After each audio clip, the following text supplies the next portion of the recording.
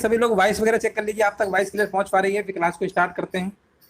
एक बार देखिए सभी लोग वॉइस वगैरह चेक कर लीजिए, आप तक वॉइस क्लियर पहुंच पा रही है। चलिए क्वेश्चन नंबर देखिए, पहला नंबर आपसे यहाँ पर पूछा गया है, निम्नलिखित में से किस युग में तांबे का पहली बार उपयोग किया गया था? तांबे का पहली बार उपयोग किया गया था, आपको कमेंट करना है राइट आंसर क्या होगा। और हमारे भी जवाब आ चुका है, कह रहे हैं ताम्र पाषाण युग। ताम्र पाषाण युग जो है नव पाषाण युग के बाद शुरू होता है, याद रखिएगा।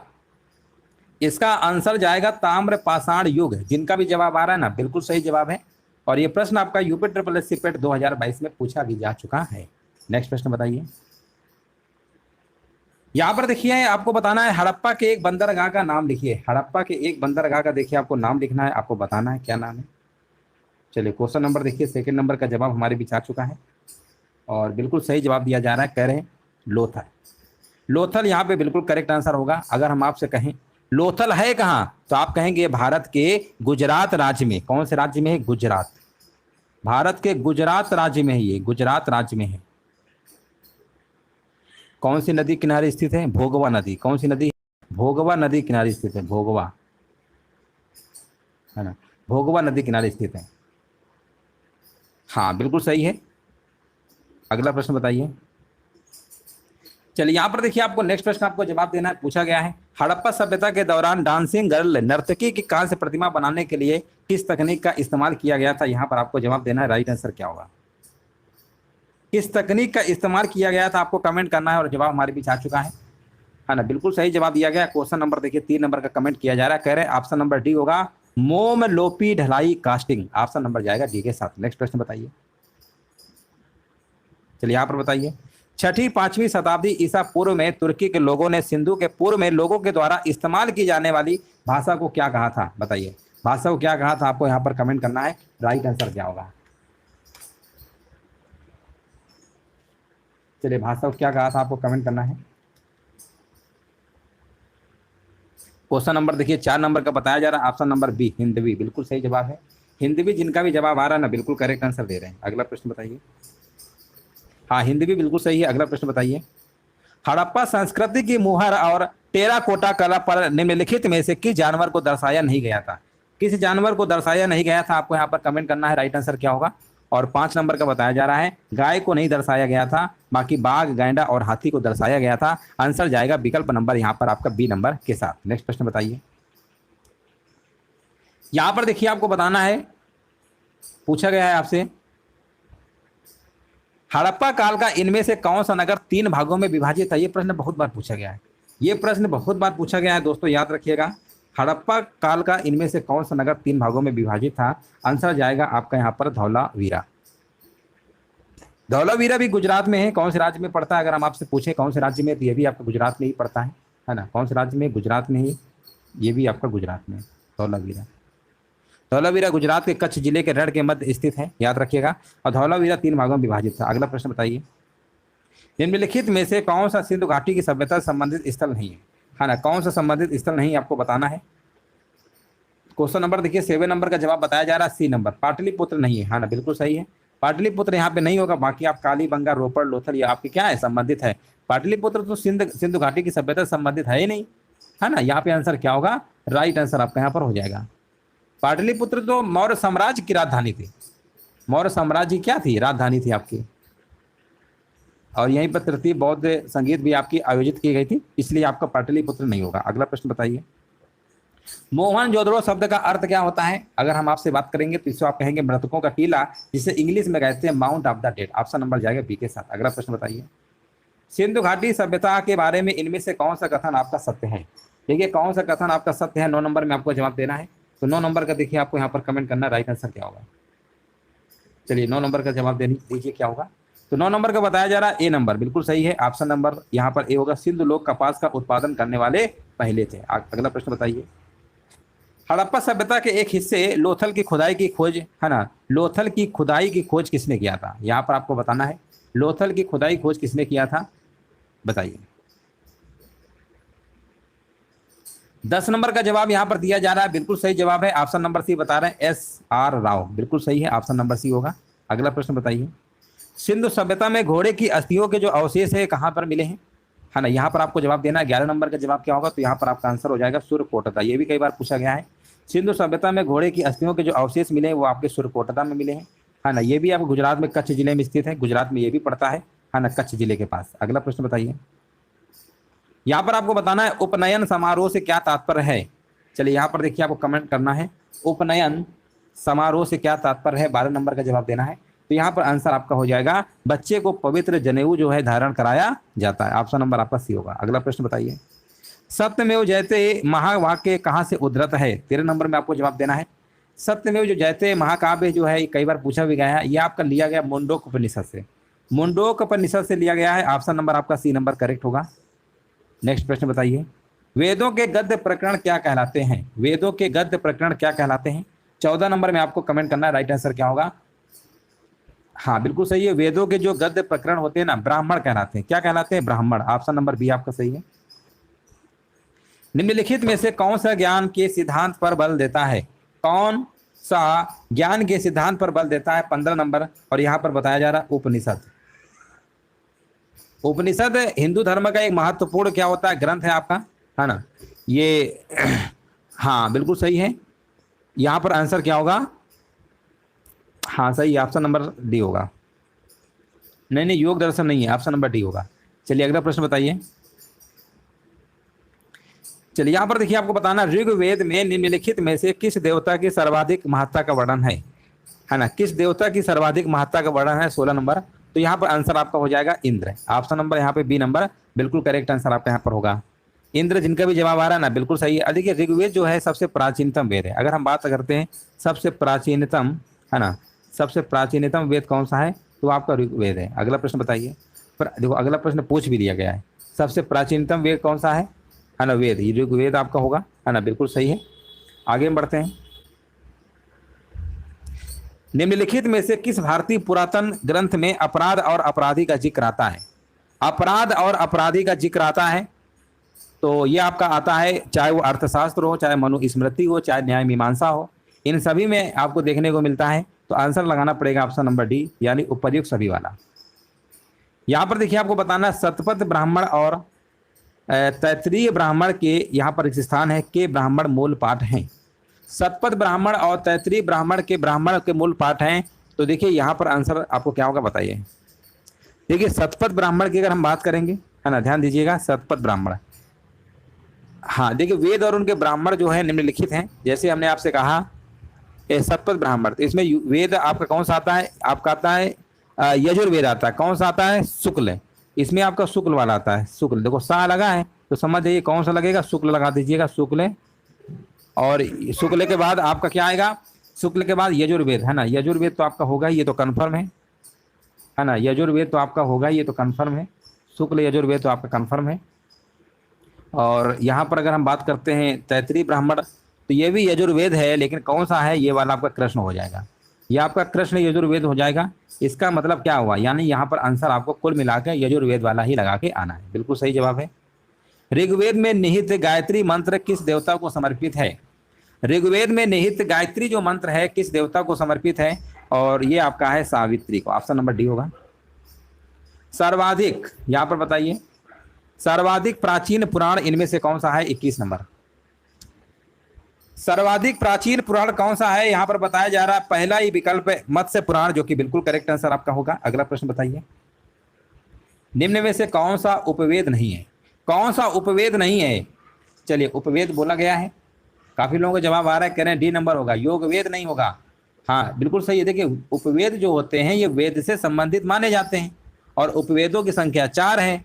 कौन कौन से हैं, है ना, वो तो आप जानते ही है। आयुर्वेद हो गया, गंधर्वेद हो गया, धनुर्वेद हो गया, है ना। लेकिन योगवेद आपका उपवेद नहीं होता है। आंसर क्या लगाएंगे, ऑप्शन नंबर डी। अगला प्रश्न बताइए।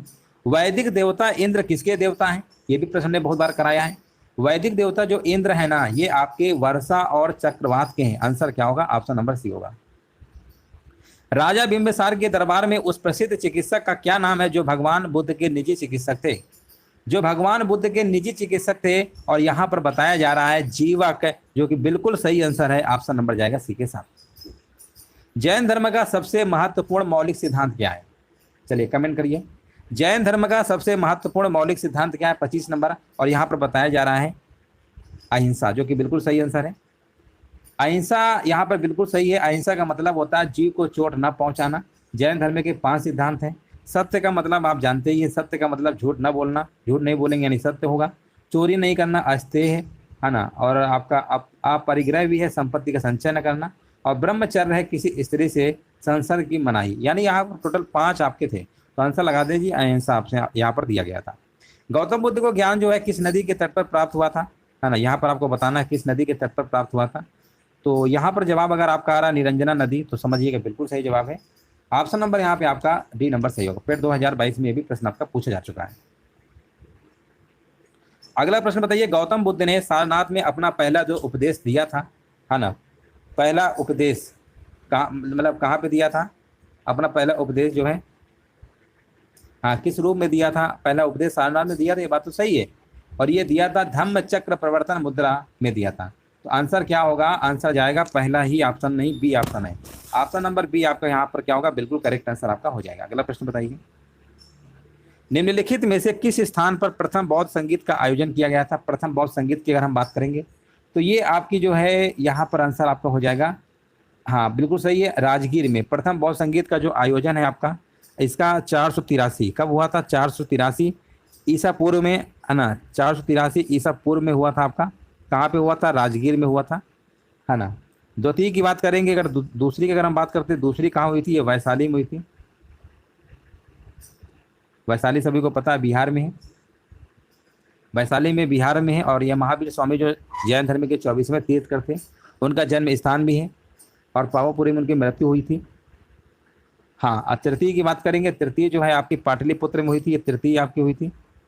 और चौथी जो आपकी हुई थी वो कनिष्क के शासन काल में हुई थी, कश्मीर के कुंडल वन में हुई थी, है ना। चलिए आगे बढ़ते हैं।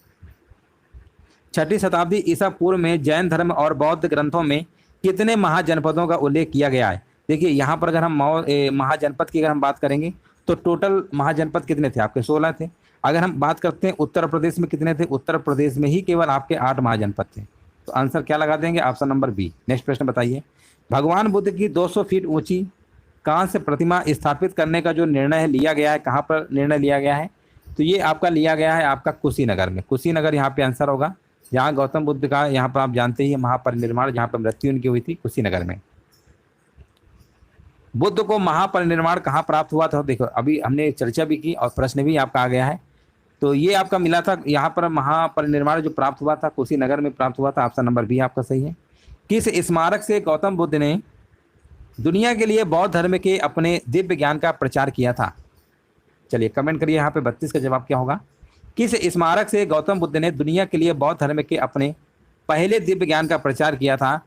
और यहाँ पर आपका जवाब अगर आपका है महोबोधि मंदिर समूह है, तो बिल्कुल सही जवाब आपका होगा महाबोधि मंदिर, है ना। महाबोधि मंदिर समूह, जो कि बिहार के गया जिले में स्थित है। कहाँ पर है आपका स्थित है? बिहार में है।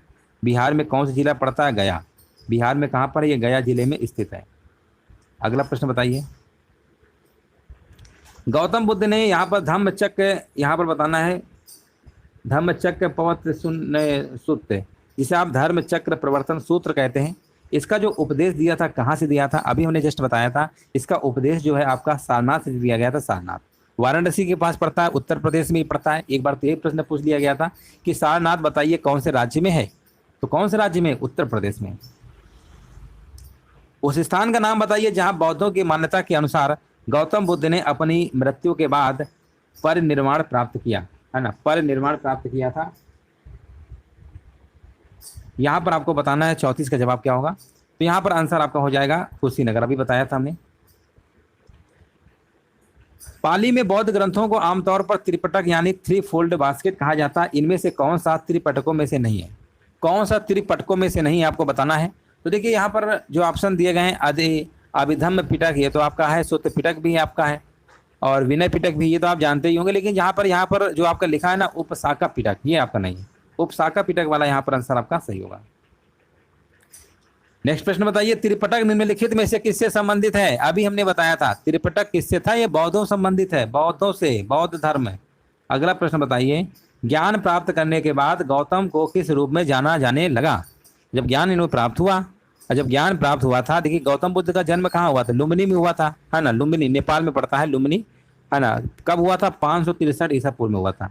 इनका जो जन्म हुआ था 563 ईसा पूर्व में हुआ था, ये सभी को पता होगा, 563 ईसा पूर्व में। और गौतम बुद्ध ने बिहार के बोध गया में, यानी महाबोधि जो वृक्ष जिसे पीपल कहते हैं, कई तपस्या, कठिन तपस्या किया, कठोर साधना किया, तब उन्हें ज्ञान की प्राप्ति हुई थी। और ज्ञान जैसे ही प्राप्त हो जाता है तो सिद्धार्थ को गौतम से, है ना, बुद्ध एवं बुद्ध गुरु में जाना जाने लगा। यानी यहाँ पर आंसर क्या होगा? बुद्ध। बुद्ध, ऑप्शन नंबर आपका यहाँ पर बुद्ध होगा। बोध गया एक महत्वपूर्ण बौद्ध तीर्थ क्यों है? बोध गया आप जानते ही हैं, बिहार में है, हमने बताया था। और ये क्यों है आपको बताना है, इसका आंसर क्या होगा? तो अभी बताया था ना कि क्योंकि गौतम बुद्ध को यहीं पर तो ज्ञान प्राप्त हुआ था, ज्ञान प्राप्त हुआ था, इसलिए महत्वपूर्ण तीर्थ आपका है। बुद्ध ने अपना जो पहला उपदेश है कहाँ पर दिया था? रिपीट हो गया फिर से, सारनाथ में दिया था, जो कि वाराणसी के पास पड़ता है। बौद्धों के लिए उत्तर प्रदेश में स्थित सारनाथ क्यों महत्वपूर्ण है? सारनाथ की बात करेंगे तो भी यही बात है, यही भी सही होगा। ज्ञान प्राप्त करने के बाद भगवान बुद्ध ने सारनाथ में अपना पहला उपदेश दिया था, पहला उपदेश दिया था। मनुष्य जीवन का सर्वोत्तम ध्येय है, कैवल्य है, जिसका अर्थ क्या होता है? 41 नंबर में आपको कमेंट करना है, राइट आंसर क्या होगा। देखिए, मनुष्य जीवन का सर्वोत्तम ध्येय है कैवल्य, जिसका अर्थ होता है इच्छाओं पर विजय प्राप्त करना। क्या होता है? इच्छाओं पर विजय प्राप्त करना। ऑप्शन नंबर आपका सी नंबर सही होगा। 24वें जैन तीर्थकर या अंतिम तीर्थकर कौन थे? देखिए, 24वें की अगर हम बात करेंगे, इन्हीं को हम अंतिम भी कहते हैं, है ना। पहले तो आपके ऋषभ देव थे, पहले आपके कौन थे? ऋषभ देव कौन थे? पहले नंबर के थे। अगर पहले मान लो पूछेगा तो ऋषभ देव। 24वें या अंतिम की बात करते हैं, है ना। इनका जन्म अगर हम बात करते हैं, जैन धर्म के जो 24वें तीर्थकर थे महावीर स्वामी, इनका जो जन्म था आपका कहाँ पे हुआ था? वैशाली में हुआ था। वैशाली कहाँ पड़ता है? बिहार में पड़ता है ना, बिहार में पड़ता है। ये जन्म हुआ था, जन्म हुआ था। अगर हम मृत्यु की बात करते हैं, पावापुरी में हुई थी, है ना, पावापुरी। ये भी कहाँ पड़ता है? ये भी आपका बिहार में पड़ता है ना। मृत्यु हुई थी पावापुरी में।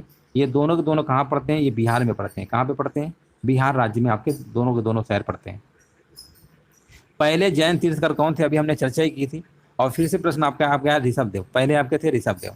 अगला प्रश्न बताइए, जैन धर्म में 3 रत्न दिए जाते हैं और उन्हें निर्वाण का मार्ग कहा जाता है, वे क्या हैं? वे क्या है आपको बताना है। तो इसमें आपका आंसर होगा सही विश्वास, सही ज्ञान और सही आचरण। ऑप्शन नंबर आपके यहाँ पर डी नंबर बिल्कुल सही है। नेक्स्ट प्रश्न है, निम्नलिखित में से कौन वह व्यक्ति है जिनका नाम देव नाम प्रियदर्शी था, प्रियदर्शी भी था? तो देखिए, प्रश्न ने बहुत बार कराया, 45 नंबर। और यहाँ पर आंसर आपका हो जाएगा मौर्य सम्राट अशोक, है ना, मौर्य सम्राट अशोक। यहाँ पे आंसर आपका हो जाएगा। राजा कनिष्क के शासनकाल के दौरान दरबारी चिकित्सक का नाम आपको बताना है। राजा कनिष्क के शासनकाल के दौरान दरबारी चिकित्सक का नाम क्या था? 46 नंबर यहाँ पर बताया जा रहा है चरक, जो कि बिल्कुल करेक्ट आंसर दिया गया है। नगर पालिका प्रशासन की एक विस्तृत प्रणाली की स्थापना के लिए निम्नलिखित में से सबसे प्रसिद्ध राजा का नाम आपको बताना है। सबसे प्रसिद्ध राजा का नाम क्या है? और ये आपके मौर्य वंश के संस्थापक हैं। राजा का नाम होगा चंद्रगुप्त मौर्य। चंद्रगुप्त मौर्य यहाँ पे बिल्कुल करेक्ट आंसर आपका यहाँ पर हो जाएगा। चलिए आगे बढ़ते हैं। कनिष्क के शासनकाल के दौरान निम्नलिखित में से कौन सी बौद्ध संगीत आयोजित की गई थी? ये आपकी हुई थी चौथी बौद्ध संगीत थी, है ना, चौथी थी आपकी, जो कि कश्मीर के कुंडल वन में हुई थी। याद रखिएगा, आंसर जाएगा आपका यहाँ पर विकल्प नंबर सी के साथ। देखिए, एक प्रश्न इससे और बनता है, जब ये चौथी बौद्ध संगीत आपकी हुई थी, कनिष्क के शासनकाल में हुई थी, तो उसमें जो बौद्ध धर्म था, है ना, ये बहुत बार प्रश्न पूछा गया है। इसमें जो बौद्ध धर्म जो आपका था ना, ये 2 भागों में विभक्त हो गया था। कौन कौन? एक हीनयान और एक आपका महायान। 2 संप्रदायों में विभक्त हो गया था, हीनयान और आपका क्या था? महायान। याद रखिएगा, हीनयान और महायान, इन दोनों में क्या था आपका? ये बट गया था। ये भी कई बार पूछा गया है, किसकी बौद्ध संगीत में बट गया था। मौर्यकालीन भारत के विवरण वाली इंडिका के लेखक कौन थे? मौर्यकालीन भारत के विवरण वाली इंडिका के जो लेखक थे ना, वो नाम था उनका मेगास्थनीज। फिर 2021 में प्रश्न पूछा गया था। चरक संहिता किससे संबंधित है? चरक संहिता की बात करेंगे तो सिंपल से जवाब होगा यहाँ पर चिकित्सा संबंधित है। मौर्य अर्थव्यवस्था मुख्य रूप से किस पर निर्भर थी? देखिए, मौर्य अर्थव्यवस्था जो है किस पर निर्भर थी? तो यहाँ पर आपका होगा कृषि। हाँ, बिल्कुल सही है, कृषि अर्थव्यवस्था यहाँ पे बिल्कुल करेक्ट आंसर आपका होगा। अगला प्रश्न बताइए, अशोक के प्रधान शिलालेखों में से सबसे बड़ा शिलालेख कौन सा है? 14 शिलालेख हैं और 14 में से सबसे बड़ा आपका 13वां है, जिसमें आपने देखा होगा 13वां शिलालेख में यहाँ पर क्या है? कलिंग युद्ध का आपको वर्णन देखने को मिलता है। कलिंग, है ना, कलिंग जो युद्ध है इसी में देखने को आपको मिलता है। अगला प्रश्न बताइए, अशोक के आक्रमण के दौरान कलिंग जो है पूर्वी प्रांत की राजधानी कौन सी थी? राजधानी की बात करेंगे तो यहाँ पर आंसर आपका हो जाएगा तोसाली। तोसाली यहाँ पे बिल्कुल करेक्ट आंसर आपका हो जाएगा। अगला प्रश्न बताइए। चलिए नेक्स्ट प्रश्न देखिए, आपको बताना है राइट आंसर यहाँ पर क्या होगा। देखिए वीडियो को सभी लोग लाइक शेयर कर दीजिएगा, जो लोग बाद में आए लाइक जरूर कर दीजिएगा। देव नाम प्रिय नाम यहाँ पर किसे दिया गया था? अभी बताया था जस्ट, है ना, किसे दिया गया था? अशोक को बताया जा रहा है, जो कि बिल्कुल सही है। ऑप्शन नंबर यहाँ पे बी नंबर आपका सही हो जाएगा। अगला प्रश्न बताइए। निम्नलिखित किनके बीच तक्षशिला शहर स्थित था?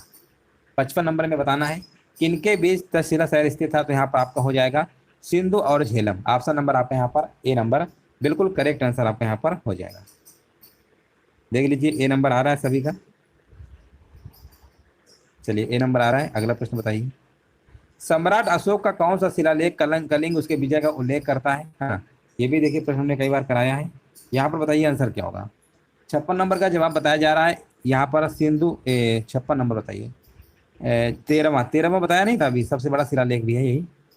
अशोक का सिंह चतुर्भुज स्तंभ शीर्ष, यहाँ पर बताइए में एक स्तंभ पर था, है ना। यहाँ पर बताइए आंसर क्या होगा। चलिए 57 नंबर का बताया जा रहा है सारनाथ, है ना। सारनाथ पे गौतम बुद्ध ने पहला उपदेश भी दिया था और ये वाराणसी शहर के पास स्थित है।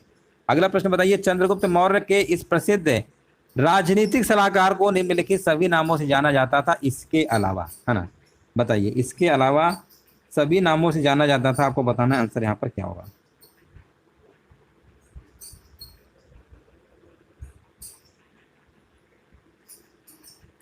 कौटिल्य, विष्णुगुप्त, चाणक्य, समुद्रगुप्त को छोड़कर, है ना। ऑप्शन नंबर डी होगा 58 का डी।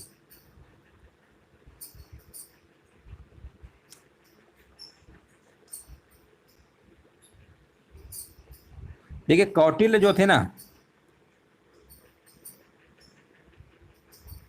हाँ हाँ बिल्कुल सही है। कौटिल्य चंद्रगुप्त के प्रधानमंत्री थे, बिल्कुल सही है।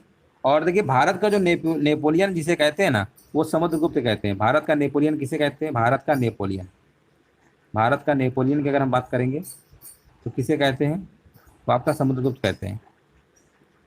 अशोक के कौन से शिलालेख में ब्राह्मी लिपि का प्रयोग नहीं किया गया था? कौन से शिलालेख में? तो इस शिलालेख का नाम है आपका सहबाजगढ़ी। ऑप्शन नंबर बी आपका सही है।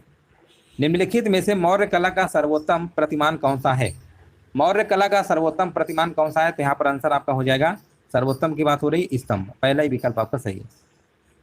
निम्नलिखित में से कौन सा अशोक के साम्राज्याधीन नहीं था? अशोक के साम्राज्याधीन कौन सा नहीं था? तो देखिए यहाँ पर कश्मीर भी आपका था, गुर्जर भी था, कर्नाटक भी था, लेकिन कामरूप नहीं था। कामरूप यहाँ पे क्या होगा? बिल्कुल करेक्ट आंसर आपका यहाँ पर हो जाएगा, जो कि विकल्प आपका आंसर होगा।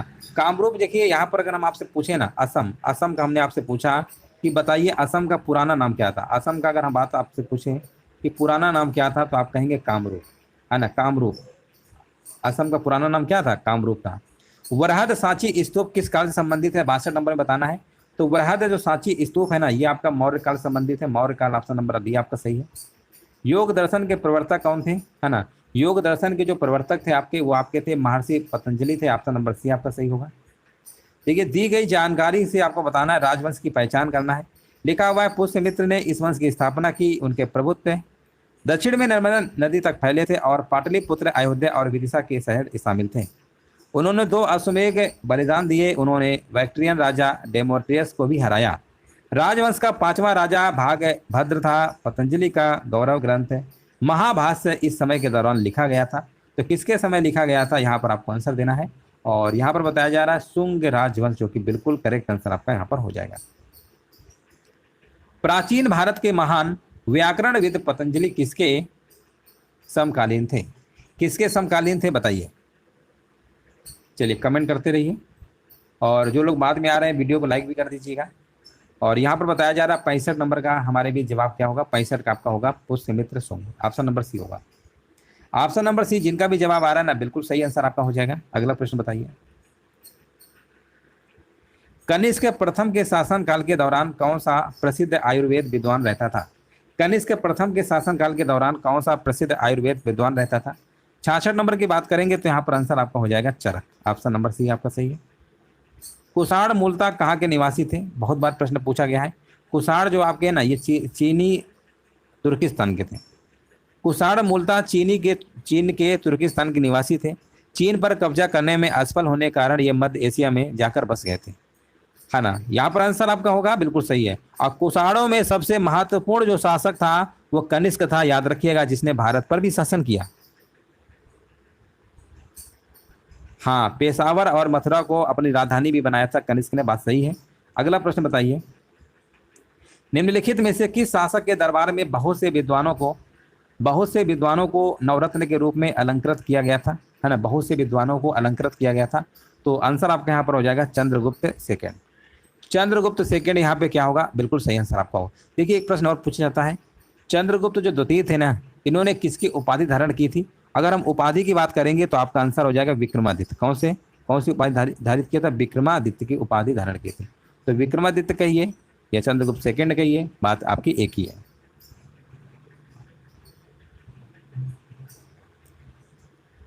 चलिए यहाँ पर बताइए, हर्षवर्धन के शासनकाल के दौरान निम्नलिखित में से कौन सी नई राजधानी थी जो थानेश्वर से स्थानांतरित हुई थी। 69 नंबर का बताइए जवाब क्या होगा। हर्षवर्धन के शासनकाल के दौरान निम्नलिखित में से कौन सी नई राजधानी थी जो थानेश्वर से स्थानांतरित हुई थी। 69 नंबर का कमेंट करिए सभी लोग, क्या होगा, कन्नौज, बिल्कुल सही जवाब दिया गया है। निम्नलिखित में से किस शासक के दरबारी कवि हरिशेर थे। देखिए किस शासक के दरबारी कवि हरिशेर थे, ये भी प्रश्न ने बहुत बार कराया है। हरिशेर जो थे आपके, ये आपके समुद्रगुप्त के आपके दरबारी कवि थे। समुद्रगुप्त के दरबारी कवि थे, याद रखिएगा। और समुद्रगुप्त को ही हम भारत का नेपोलियन भी कहते हैं। आंसर जाएगा आपका राइट आंसर। देखिए समुद्रगुप्त जो थे ना, ये चंद्रगुप्त प्रथम के पुत्र और उत्तराधिकारी भी थे, और गुप्त वंश के सबसे महान शासक भी आपके थे। भारतीय इतिहास में धनवंतरी कौन थे, बताइए, 71 नंबर बताइए। भारतीय इतिहास में धनवंतरी कौन थे। तो यहाँ पर आपका आंसर हो जाएगा चंद्रगुप्त विक्रमादित्य की सभा को सुशोभित करने वाले प्रसिद्ध चिकित्सक आपके थे।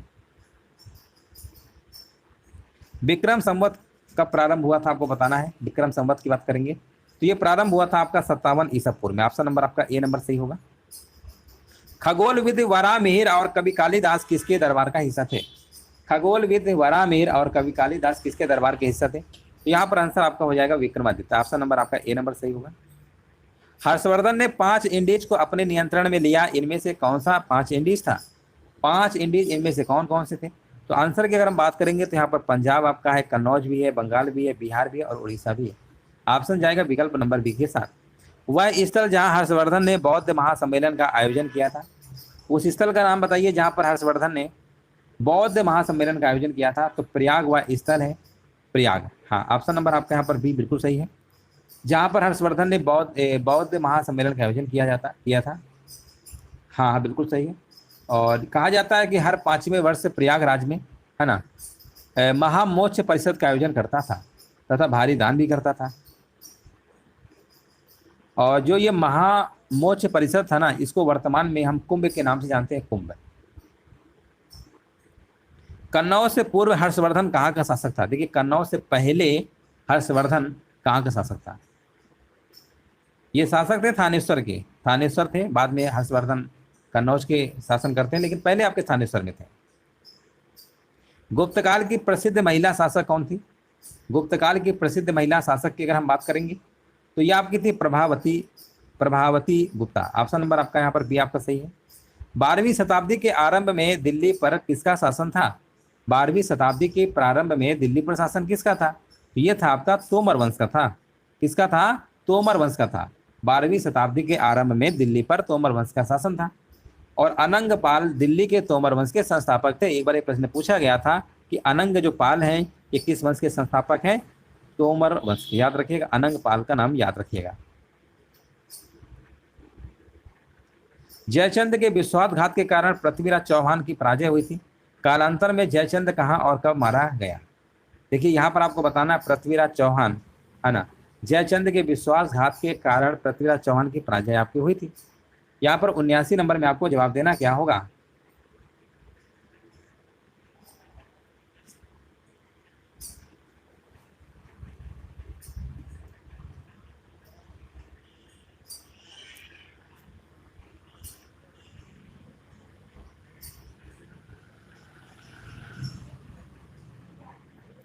हाँ बिल्कुल, देखिए यहाँ पे राइट आंसर दिया गया है, चंदावर बताया जा रहा है, बिल्कुल सही है, 1100 आपका 94। ऑप्शन नंबर आपका यहाँ पर बी बिल्कुल सही जवाब है। अगला प्रश्न बताइए, इनमें से कौन से वंश ने भारत के दक्षिण भाग पर शासन नहीं किया है? बताइए कौन से वंश ने भारत के दक्षिण भाग पर शासन नहीं किया है? 80 नंबर बताइए। और 80 नंबर का यहाँ पर कमेंट आ चुका है, यहाँ पर राजपूत है ना, 80 नंबर का सी है। पाल साम्राज्य भारत के किस हिस्से से संबंधित है? पाल जो साम्राज्य है भारत के किस हिस्से से संबंधित है? 81 नंबर बताइए। तो ये आपका हो जाएगा पूर्वी, ऑप्शन नंबर आपका बी नंबर सही होगा। पाल वंश का पहला शासक कौन था? गोपाल, कई बार बता चुके हैं। निम्नलिखित में से कौन सा शिव मंदिर चोल शासकों के संरक्षण में नहीं बनाया गया था? निम्नलिखित में से कौन सा शिव मंदिर चोल शासकों के संरक्षण में नहीं बनाया गया था? तो आंसर आपका चला जाएगा विकल्प नंबर बी। विकल्प नंबर बी देख लीजिए, गोंडेश्वर मंदिर जो है आपका सिनार है ना, आंसर क्या होगा? विकल्प आपका बी हो जाएगा। देखिए नटराज मंदिर की बात करेंगे, पलाई वनाथर मंदिर की बात करेंगे, तंजावुर और बैदेश्वर मंदिर की बात करते हैं, ये सभी के सब आपके चोल शासकों के द्वारा आपके संरक्षण में बनवाए गए थे। बट ये जो गोंडेश्वर मंदिर है ना, इसका 12वीं शताब्दी में आपका निर्माण करवाया था, यादव वंश ने करवाया था। यादव वंशी आपके राजा थे राज गोविंद है ना, राज गोविंद ने आपका बनवाया था। इसलिए आंसर आपका जाएगा विकल्प नंबर, यहाँ पर राइट आंसर आपका होगा गोंडेश्वर मंदिर।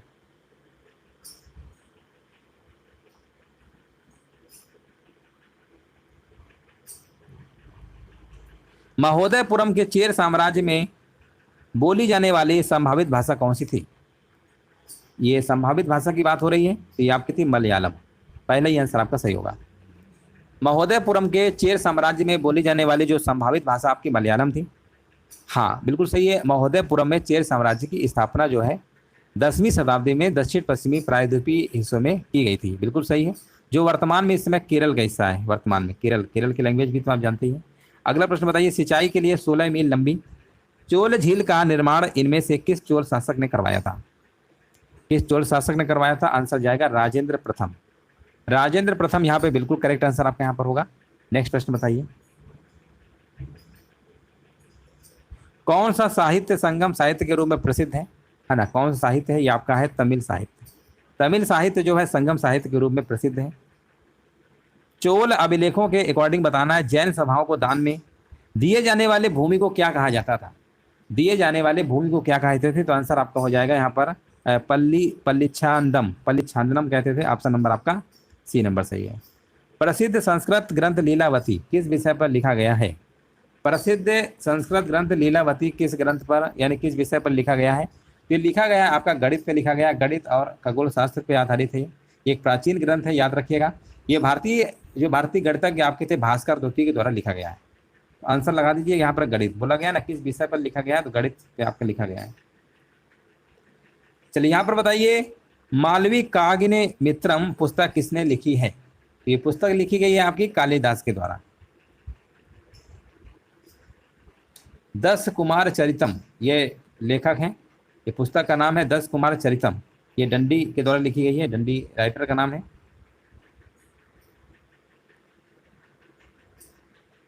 चलिए आगे बढ़ते हैं। अभिज्ञान शाकुंतलम किताब के लेखक कौन है? अभिज्ञान शाकुंतलम किताब के लेखक कौन है? 90 नंबर। और यहाँ पर भी आंसर आपका हो जाएगा कालिदास, जो कि बिल्कुल सही जवाब दिया गया है।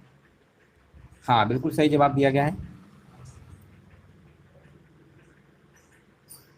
महाभारत, वेद व्यास, रामायण, वाल्मीकि है ना, ये भी आपको याद रखना है। अगला प्रश्न बताइए, कादम्बरी के लेखक कौन है? यहाँ पर देखिए आपको बताना है कादम्बरी के लेखक कौन है। तो कादम्बरी के लेखक भी आपका आंसर चला जाएगा बाण भट्ट है ना, बाण। ऑप्शन नंबर यहाँ पे आपका राइट आंसर आपका यहाँ पर हो जाएगा, बाण भट्ट है। और इन्होंने हर्षचरित की भी रचना की होती है। बाण लिखा है यानी बाण भट्ट समझ जाइए। विशाख दत्त के द्वारा लिखित मुद्राक्षस कौन सी भाषा में लिखा गया? विशाख दत्त के द्वारा लिखित जो पुस्तक है मुद्राक्षस कौन सी भाषा में लिखा गया था?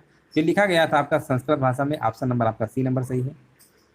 मेगास्थनीज जिसने भारत के बारे में प्रसिद्ध ग्रंथ इंडिका लिखी है, वह मूल रूप से किस देश का था?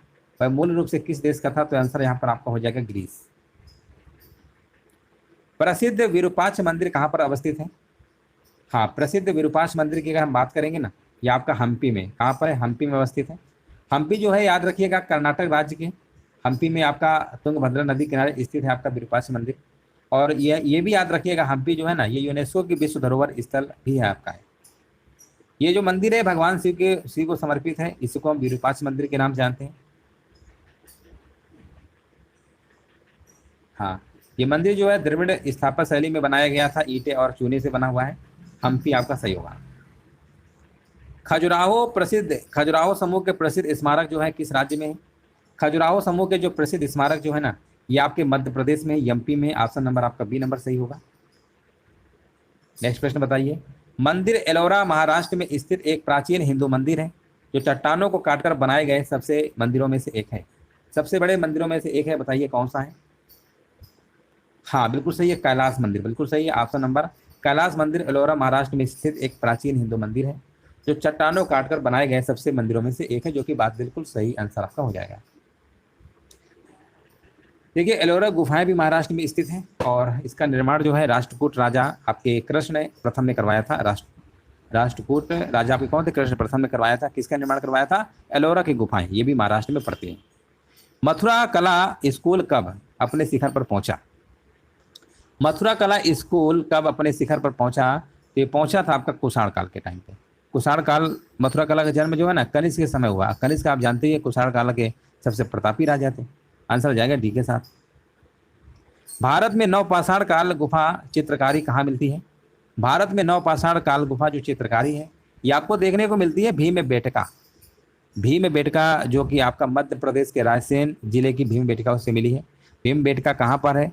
ये एमपी में है। एमपी में एक जिला पड़ता है, उसका नाम क्या है? रायसेन। रायसेन, वहीं पे आपका भीमबेटका है, याद रखिएगा। आंसर जाएगा विकल्प नंबर डी के साथ।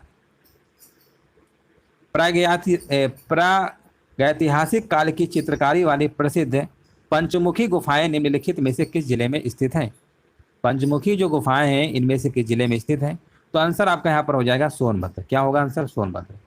सोनभद्र जो है उत्तर प्रदेश के सोनभद्र उत्तर प्रदेश में ही पड़ता है, यूपी में पड़ता है। आंसर क्या होगा? विकल्प नंबर आपका सी नंबर राइट आंसर आपका यहाँ पर हो जाएगा। तो इस तरीके से जो आपके प्रश्न थे आपके कंप्लीट हो चुके हैं। प्राचीन इतिहास जो कि आपके लेटेस्ट प्रश्न थे यहाँ पर, फिर 2022 के भी प्रश्न यहाँ पर लिए गए थे और जो आपके सिलेबस है उसी अकॉर्डिंग यहाँ पर क्लास आपकी दी गई थी प्राचीन इतिहास। उम्मीद है सेशन अच्छा लगा होगा और वीडियो को सभी लोग लाइक